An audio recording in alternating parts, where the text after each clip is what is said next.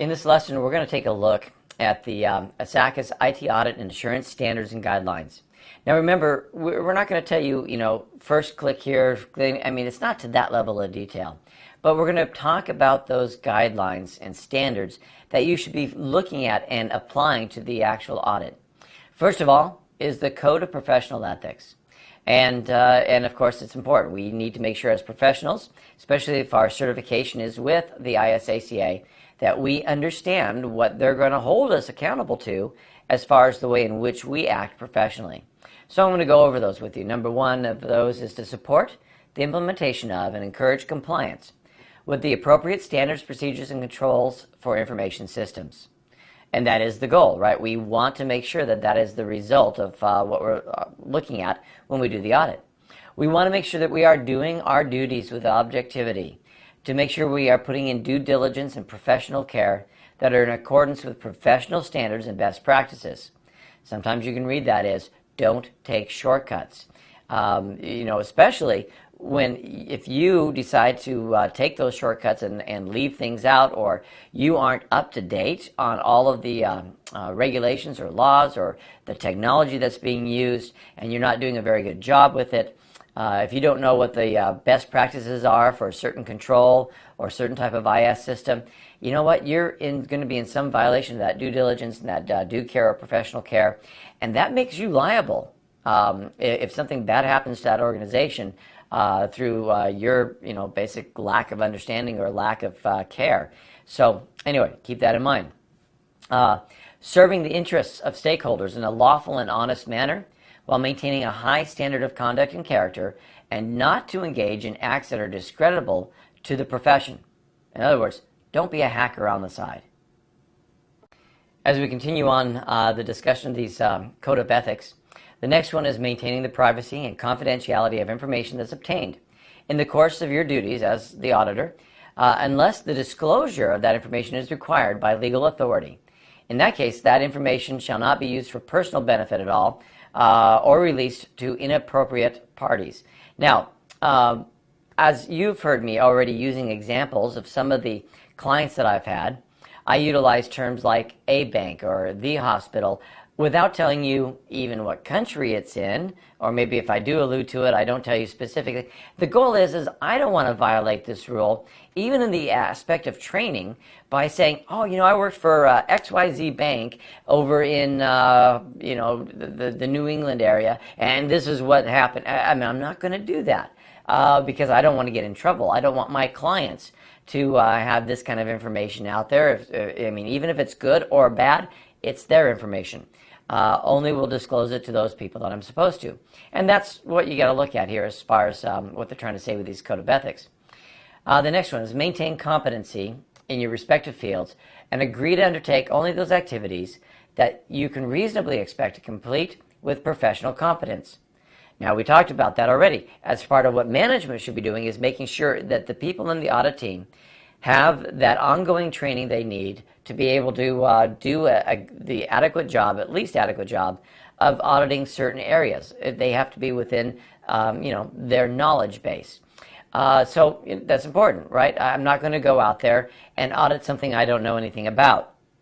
I hate to say it, sometimes people will take on an auditing job because they want the money of the contract and figure they'll learn it as they go. To me, that doesn't ring true of this Code of Ethics with professional competence. So, and sometimes gives auditing a bad name. The next one is inform appropriate parties of the results of the work performed, reviewing all significant facts that are known to them. Again, that means don't, hide things. Don't sugarcoat the results, and don't succumb to any pressures that you might have to keep information you found secret. We can think of all sorts of really good thriller movies where that kind of thing was happening. All right, that's a movie. Here, our job is to be objective, to be independent, and to almost to quote Sergeant Joe Friday, which means I'm now aging myself. If none of you have ever heard of the TV show Dragnet, just the facts. We want to make sure we report them. All right, next one, of course, support professional education, because if we don't, support that professional education for the stakeholders and make sure that we can enhance their understanding of IS security and control. We're not doing them any benefits. We want to make sure that we do help the clients. Stakeholders, nice word, but the clients, the people who are auditing, we want to make sure they understand what is being reviewed and what we're auditing, so they understand how to use the controls appropriately, how to implement security appropriately, so that they can meet those levels or standards that they're seeking. IS auditing, along with the skills and knowledge necessary to perform an audit, have globally applicable standards that you'll find in the Isaca's body of knowledge. And that is kind of the idea.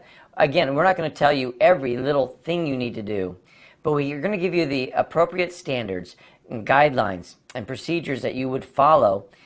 And some of them seem kind of high level, but again, they're globally applicable so that you can utilize these as your foundation for your audit, regardless of the actual type of organization that you're going to be auditing. The goal then is to advance the standards to be able to meet those needs. Now, as we talk about these standards, I'm going to kind of just give you the standards that Isaca has for the IT audit assurance. And they are to inform. They are to inform the IS auditors of the minimum acceptable performance.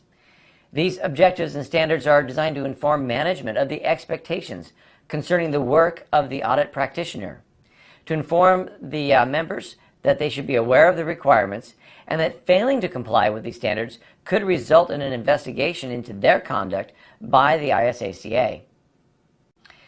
Now, the framework for the Isaca IT audit and assurance standards have several following levels, and of course, it's almost like we're working out the wording of a contract here, right? But we're building a foundation here of the terms, and the basis of everything we're going to see here in the next section is that they're going to be following the definitions of standards, guidelines, and procedures.